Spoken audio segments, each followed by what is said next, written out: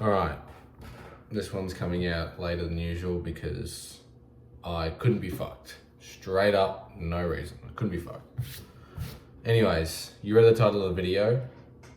People who are good at managing their emotions / emotionally mature win in life. And it shouldn't be rocket science to understand why. But in case you are a bit of a fucking idiot, which is fine, I'm gonna run through a few reasons why emotionally mature people win in life. And it kind of comes down to how you mostly how you interact with other people, in the sense that if you don't have control of your emotions, you are going to lash out and say stupid things quite often. And you're going to let lose control of your logical, rational decision-making brain, and it's just going to be emotional, bullshit. And it fucks with your...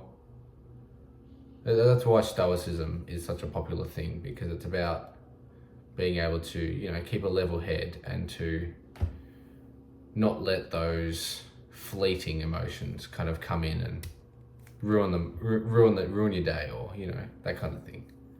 But it goes much further than just being able to control your emotions when you feel a certain way about something.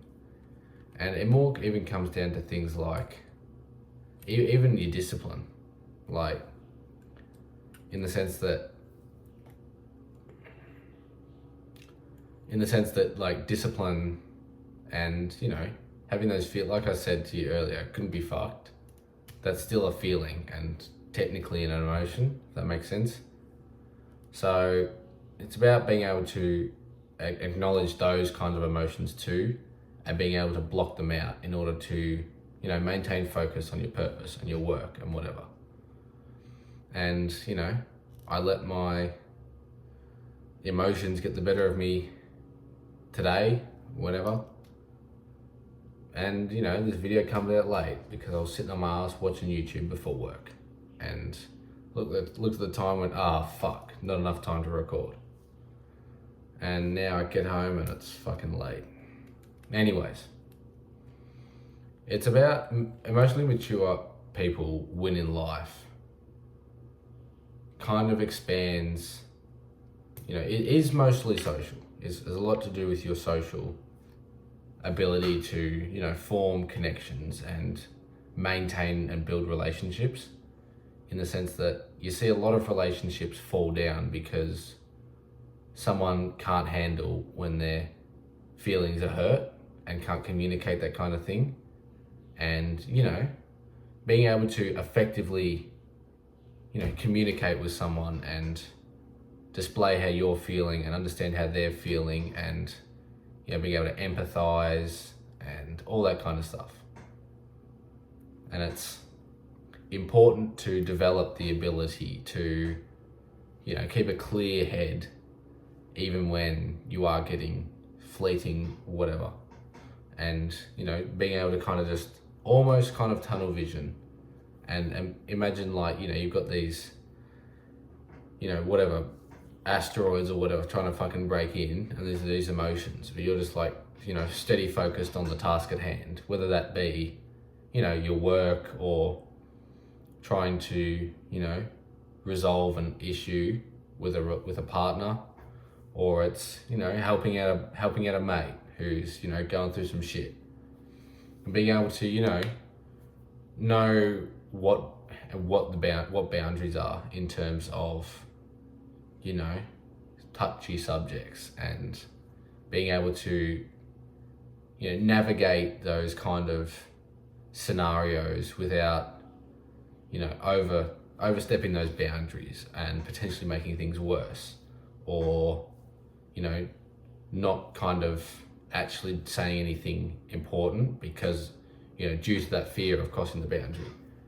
Now, I've had a lot of conversations that I did actually, not recently, but I've looked back on in the past, and gone, you know, read through old messages with exes and go, you know, you kind of just read and go, nothing was actually achieved. I remember reading this one conversation with one of my exes, and it was nothing actually productive. It was just kind of, now this is, I read this in message a few years ago, so it's a little bit blurry, but from what I remember just sitting there looking at it going, fuck me, we didn't achieve anything. Yeah, we communicated, but nothing was actually achieved at fixing the problem. It was kind of just acknowledged that there is a problem, and you know, this was back when I was in like fucking 15 or 16 or whatever. 15 more, like young fuck, idiot. And I was not mature enough to understand that something actually needed to be done about it in order for that relationship to both grow and for that shit to not happen again. That's not actually working against the relationship in a sense. Because you gotta think of a relationship as like constantly patching up holes because you know, a relationship isn't perfect and things are gonna happen. And it's about how effectively you patch those holes and, you know, fix things up so that you don't keep springing leaks and eventually the thing breaks. And that's kind of what I mean when I say people with, you know, good control of their emotions win in life, because they're able to effectively do everything effectively in terms of their social interactions and their own thoughts and feelings, and gaining control of their own, you know, self-awareness in a sense. They aren't, you know, unwavering. That's why I love that word, unwavering, in terms of discipline and dedication towards whatever. Because emotions are just, you know, short term, but they are very powerful if you don't understand that they're there. If that makes sense. But, you know, I thought I'd shed a little bit of light on how important it is to get your, you know, mind and emotions under control.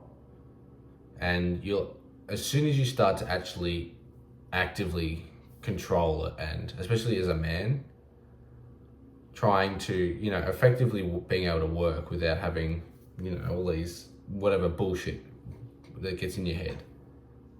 And it's a really, really powerful tool. Again, tool in the toolbox. There's many tools you can use, but this tool for being able to actually significantly forward your ability to do everything in life. Anyways, if you're still here at the end of the video, I love you, and remember, life is what you make it.